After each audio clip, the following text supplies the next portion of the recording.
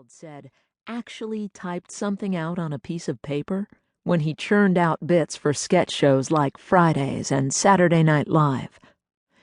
Seinfeld was smart to consult David on this TV thing. David did have a vision, if not a particularly grand one. "This," David said as they bantered in Lee's Market, "is what the show should be." Seinfeld was intrigued. The next night, after their comedy sets at the Improv in Midtown, David and Seinfeld went to the Westway Diner around the corner at 44th Street and 9th Avenue. At about midnight, they settled into a booth and riffed on the possibilities. What about a special that simply depicted where comics get their material? Jerry could play himself in that, for sure.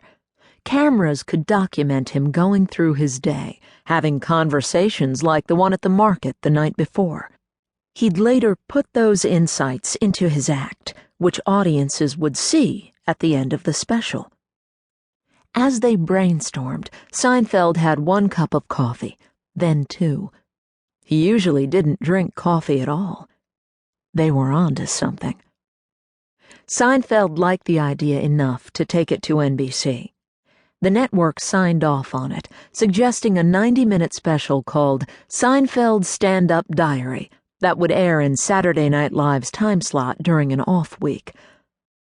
As he thought about it, though, Seinfeld worried about filling an entire 90 minutes. 30 minutes, on the other hand, he could do. By the time he and David had written a 30-minute script in February 1989, they realized they had a sitcom on their hands instead of a special. Jerry and a Larry-like guy could serve as the 2 main characters, who would discuss the minutiae of their lives and turn it into comedy, like Harold Pinter or Samuel Beckett for television. 2 guys talking, Seinfeld said. This was the idea. To that setup, they added a neighbor.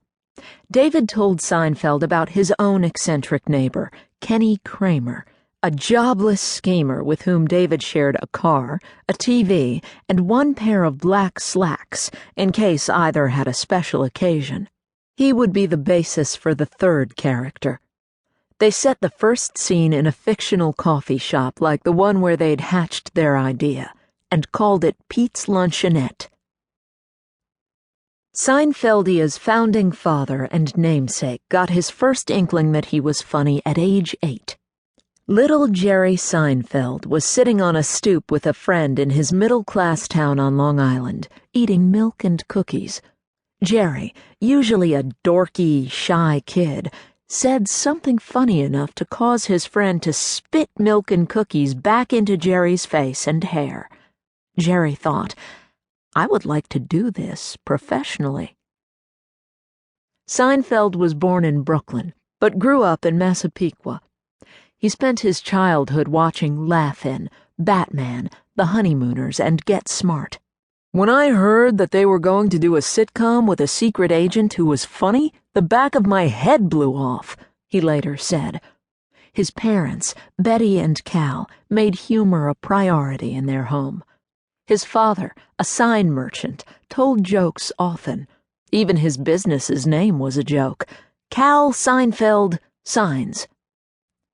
As Jerry came into his own sense of humor, his performances grew more elaborate than mere jokes on the stoop. At Birch Lane Elementary School, he planned and starred in a skit for a class fair with his friend Lawrence McHugh. Jerry played President Kennedy, and Lawrence played a reporter who asked him questions, essentially set up his jokes. They were the only ones at the fair who did a comedy routine. When Jerry graduated to Massapequa High School in 1968, he grew obsessed with 2 things: cars and the comedian Bill Cosby. He dabbled in acting, playing Julius Caesar in his 10th grade English class. But comedy remained his focus. He saw even geometry class as training for comedy. A good joke, he felt, had the same rigorous internal logic as a theorem proof. The only difference was the silly twist at the end of a joke.